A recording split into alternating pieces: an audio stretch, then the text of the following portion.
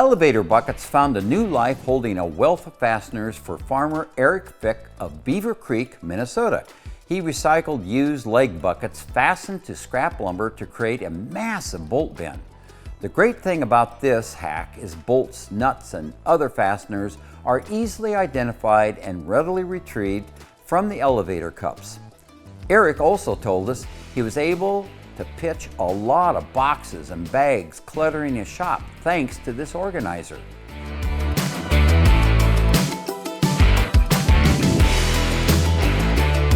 If you're ready to cut the clutter without breaking the bank, keep watching. I'm Dave Mowitz with Successful Farming, and I'll show you how to recreate this in less than a minute. We were able to find quite a few poly buckets at a very affordable price on Facebook Marketplace. Naturally, they needed a little cleaning up before we brought them into the shop.